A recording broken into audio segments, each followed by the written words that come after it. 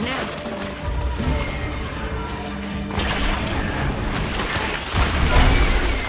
I'll take it from here. Counting on it.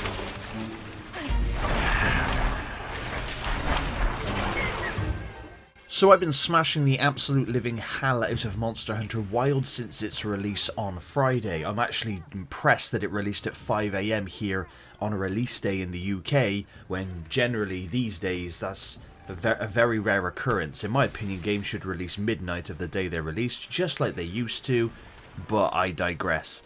Is Monster Hunter Wilds a really good Monster Hunter game? Absolutely. It's probably one of the best. It's definitely up there with World.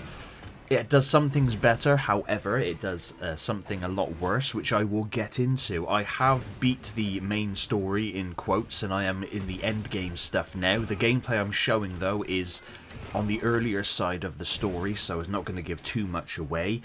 But I am very impressed with Monster Hunter Wilds in terms of its gameplay and themes and mechanics. I have to say Capcom have done a really good job there. I really like the mount, your secret as it's called, where it will auto run following your monster you're hunting or to whatever location you so choose, and whilst doing that you can use your grapple to grab herbs and other things off the back of your secret, which is really cool. And also you can sharpen your blade on the back of your secret, so obviously it's a mechanic that's been taken from Monster Hunter Rise, so I'm very grateful for that. It's really cool, and you can customize it as well, again, which is awesome, being able to customize things, and you can set up several camps around the open world. And I have to say that Wilds is really cool, being essentially a massive open world with a couple of hidden loading screens, with obviously going through some corridors to get from like the desert area to the forest area to the snow area, etc.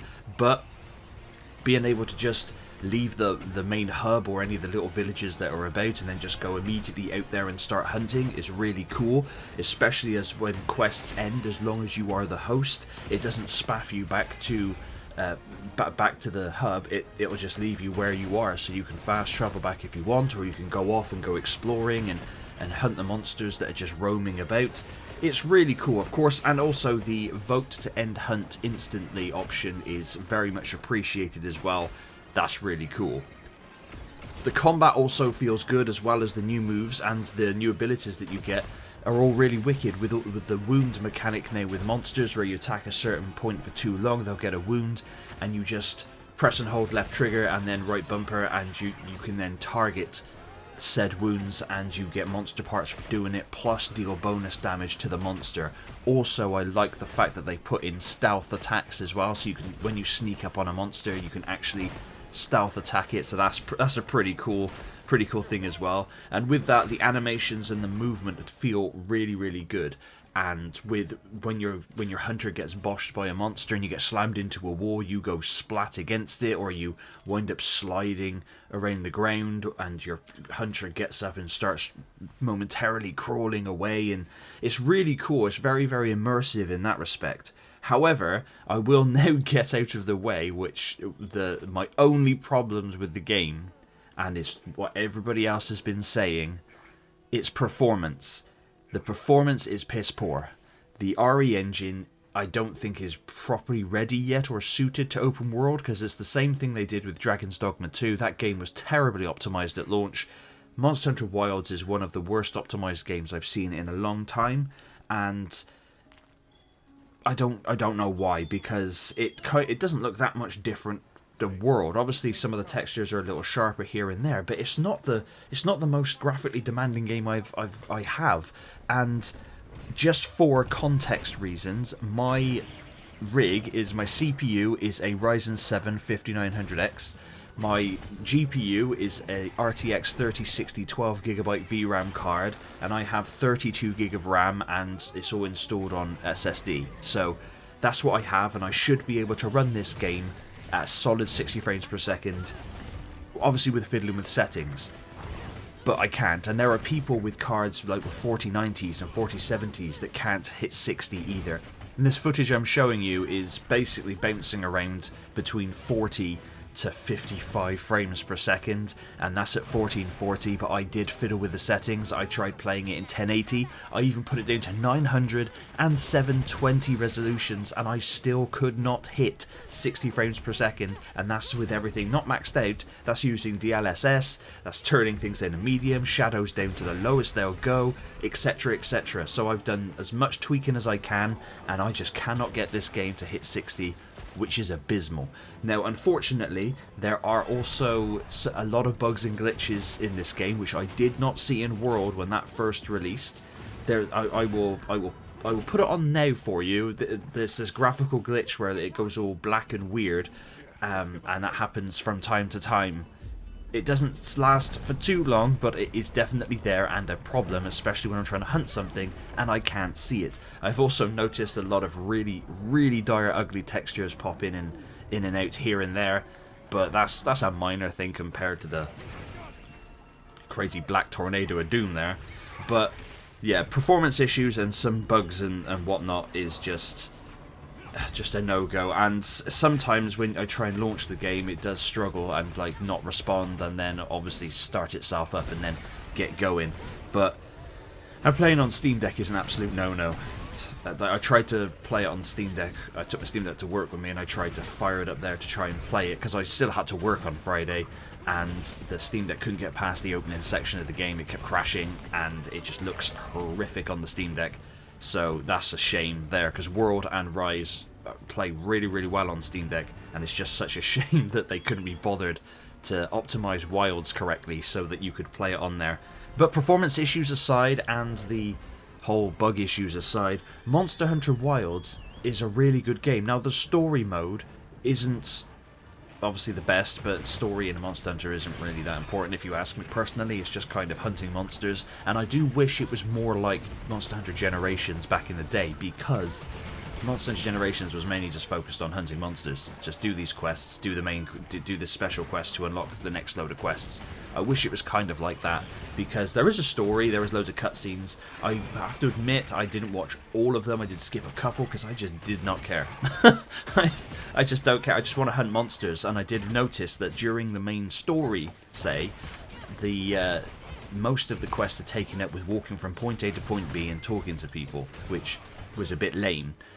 And I did see credits after about 9-10 hours, which is on the shorter side. It's a lot shorter story-wise than World, and in my opinion, the story not quite as good as World's, because the characters, they're just not as good in my opinion. But that doesn't mean that it's terrible for everybody. You may like it, you know, each to their own. But what I do like is the monster designs and the locations are really, really cool. And like I said, with the open worldness of the game. And I also like the fact that when you eat, the buff you get from eating now stays with you for the full 50 minutes of like actual real life minutes. So you can do multiple hunts with just eating once.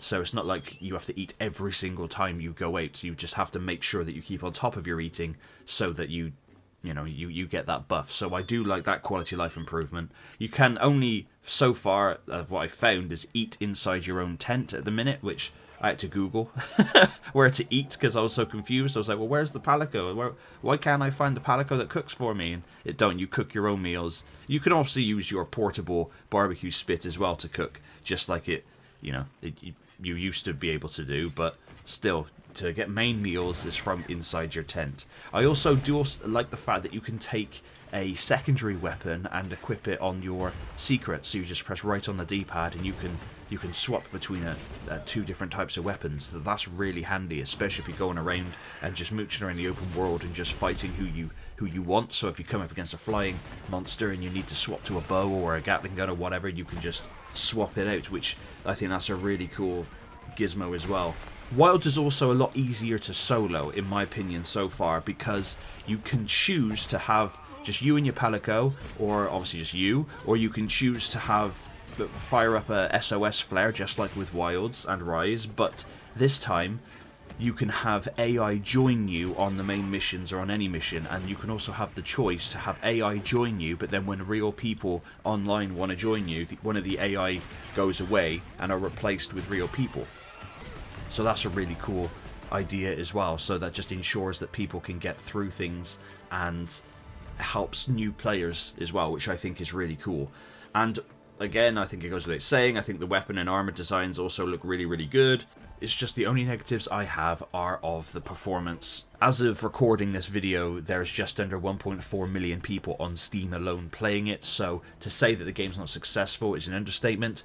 I've been playing the game at around about 45 frames per second, and don't get me wrong, it's smooth. It's smoother than 30, of course, and it does dip into the 30s occasionally, especially when things get too crazy. Again, that shouldn't happen, but it does. But I've been having a great time with Wilds, and I think it's really, really good. There are, unfortunately, people out there who are gatekeeping Master Race wankers who are just saying, oh, you just need to update your rig, you need to buy all the newest stuff out to play this game. No, you shouldn't have to do that at all in the slightest. You should have to, because the specs for this game that were advertised, mine are above it. Above the recommended, so I should be able to run this game at 60 frames per second at least, solidly. It's on Capcom's side. They have failed to optimize their game, and it's happening more and more these days because it's a developer side thing, not the end user thing. We shouldn't have to spend £6,000 every other month when a new game comes out just because the developers cannot be asked to optimize their game. I recently played Delta Force with friends for the first time, the free-to-play Delta Force game. On that game, with everything on Ultra, which obviously it was officially released this year, everything on Ultra, or last year, you know what I mean. But it runs over 100 frames per second solidly the whole time. It's a very well optimized game and plays incredibly well, and it's free to play. They can do that here with Monster Hunter, surely. It's the RE engine, man. It's the Windows Vista of game engines. But that's my review, my thing of Monster Hunter Wilds. Please let me know down below if you checked the game out. And as always, thank you very much for watching.